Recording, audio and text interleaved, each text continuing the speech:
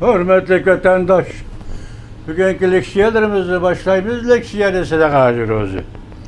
Washington'dan sözleyimiz.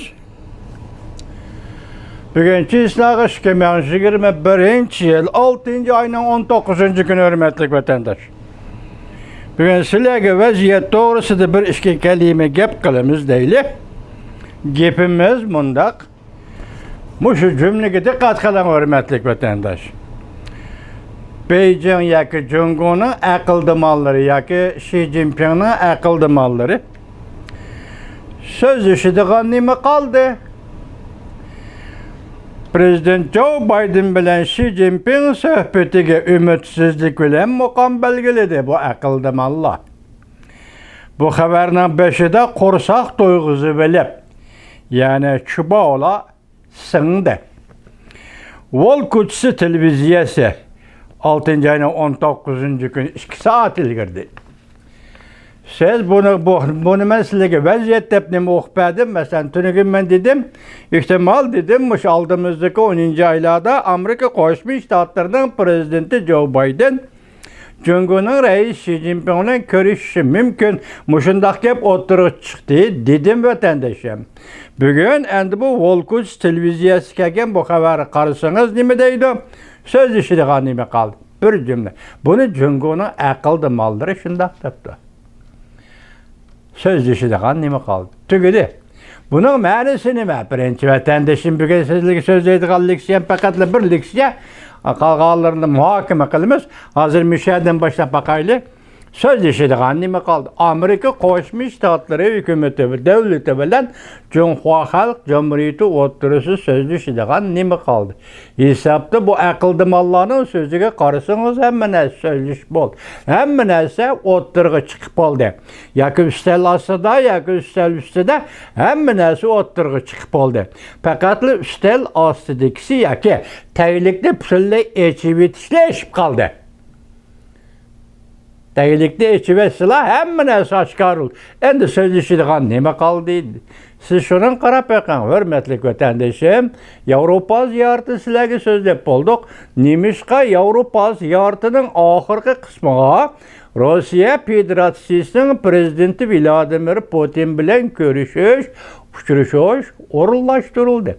Demek hazır Rusya Federasyası hem Avrupa İttifakının içindeki hemkarlaşkışı, şerikleşkışı, yaki Avrupa bilen birge hizmet kılmakçı, yaki Amerika Koşmuş Ştatları bilen şerikleşip hareket kılmakçı bolgan mındak simvollik bir narsa oturuğa çıktı vatandaşa. Demek hazır oturuğa çıkıp oldu. Hem narsa cöngoluktan davat kılın söz işleğen nime kaldı. Hakikaten alayla eğer 10. İtalya'da görüştü 20 devlet çıkardın değil, söz işleğen nime kaldı.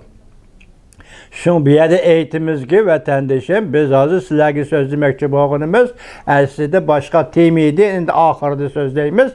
Mesela hazır Amerika Koşmuş Ştatları prezidenti Joe Biden'ın devri başlandı. Prezident Joe Biden'ın devri açıldı.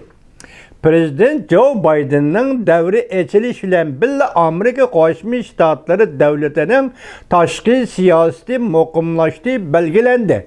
Yani Cumhur'a kartılgan taşkı siyaseti muqimlaştığı belgilendi. Bu şuna təhlil qılayla aldığımızda paketlerini sözlep olduk sizlerge. Amerika Koşmuş Ştatlarının Cumhur'a qaratqan siyaseti belgilendi, açılıp oldu belgilendi. Mesela bugün biz sizlerge şunu ettik. Prezident Joe Biden'ın devri başlandı. Prezident Joe Biden devrinin alaydılığı nime? Birinci mesele, kişilik hukuk boyucu Cumhur'unu ayıplaş, kişilik hukuk boyucu Cumhur'unu adapleş. İkincisi, yuqumluq virus boyucu Cumhur'unu ayıplaş, yuqumluq virus boyucu Cumhur'unu adapleş. Bunun için üçüncüsü hazırki halkara vaziyet alaydılığı. Yani Prezident Joe Biden alaydılığının alaydılığı. Yani alaydılıkla üstedeki alaydılık Avrupa İttifakı'nı ittifaklaştırış, Rusya'nı tatip geliş. Rusya Federasyası ile çençe hasıl kılış. Rusya Federasyası ile Amerika Koşmuş Ştatları oturuşki münasebetini yaxşılaş. Biz tünügün sizlerge leksiyada sözüldük. Hazır bir narsani o'ttirib qo'yib bakayım, müşahede men sual qo'yay vatandaş sizge. Nima deb sual qo'yishim mumkin? To'xtab turing. Ikkinchi qatimliq leksiyada biz dedik hozir Yevropa bilan ittifoqlashish, shundaqla Rossiya Federatsiyasini elib kelish buningda g'alaba qildi. Prezident Joe Bidenning tashqi siyosati g'alaba qildi. Aldı qo'ygan maqsadlar ham bu nishonga elib keldi. 6 günden 7 güngacha. Bugün 19 olsa 9. günüde hesaplasınız 10 gün. Ameliyatı 16. günü ahırlaştı canvada. Demek hazır Prezident Joe Biden'ın devri başlandı.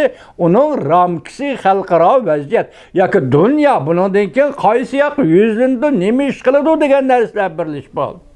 Chiqib qoldi. Hozir madid aqldimallar nima deydi? So'zlashadigan nima qoldi? Şunlaşkı ben sizge aytay, eğer 10. ayda görüşüdüğün şu olsa vatandaşım, Reis Xi Jinping'le İtalya'da uçuruşamdı ya ki nerede? Amerika'ya teklif kılmaydı. Aman düşündünüz mü?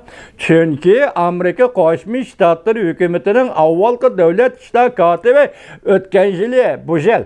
1. ayının 19. gün nemi dedi? Genocide Uygur. Kırgınçılığı degen gepni eğiz çıkardı. Bu kırgınçılık paytı ya kırgınçılıkı yürgüzüp atkan bir hükümetinin rehberi, bir devletinin rehberi Xi Jinping'e Washington'a teklif kılmaydı. Benim isim de yok. Muşu yıllar 8 yıldan beri Reis Xi Jinping Washington'u ziyaret kıldım yok, isim de yok. Birinci katım geldi, sabık prezident Obama devleti Kaliforniya'ya geldi vatandaşım. 6. ayının 13. günü de 2013 yılı. İkinci katım geldi 2017 yılı 4. ayının 7. günü sabık prezident Trump devrinde Kaliforniya Florida ştata geldi vatandaşım. Yani kelgen boz umma öz devletinde. Lekin şart şuken ki bu kişi hazırgıça Washington'a kadem bastı mı basmadı mı? Bir akatim kelgen boz benim isimde çıkıp kalkan boz geçirinler. Bu katim yana qaysi yol bilen mesela onu sen hazır genocide kıldın bir milletini, kırgın kıldın bir milletini dep turgan ahval aslında Reis Xi Jinping Washington kelelim de ben işinime bunu atayın. Ondan olsa 3. devlet İtalya'da görüşeyim de hoş İtalya'da görüşüp Prezident Joe Biden nime deydi Reis Xi Jinping ama başta deptemar nime dedi sözleşi de nime kaldı. Hiç nime kalmadı. Ondan da nime deydi Prezident Joe Biden Xi Jinping'e Reis Xi Jinping'e biz muşundak ramka hasıl kıldık. Siyaset ramkisi. Taşkı ramka, taşkı siyaset ramkisi hasıl kıldık. Bunun mezmunları biz sizlerle sözleşip gelivatkan meseleler. Yani konkret etmeyle muşun mesele konkret etemeyiz hazır. Bununla kıyas kılamayız. Muşun mesele orullaştırış muşu. Muşu orullaştırış bu içe muşu vakit becerisiz. İşte tamamlayız. Ben oylayman ki Amerika Koşmuş Ştatlarının prezidenti Joe Biden bu katım Reis Xi Jinping'ler uçurasa deydiğen gep mana şu. Orullaştırdık. Muşu vakit işte becerisiz. Başka gep yok. Mana Xitay da akıldamaları üzdepti o. Nime kaldı? Sözleşilen nime kaldı? Hemen az deyilip kaldı. Xitay akıldamalarına sözülen tehlikesi işmişi orullaştırdık, icra kılısız. Reis Xi Jinping yolmuş o. Yani devamını anlayız vatandaş.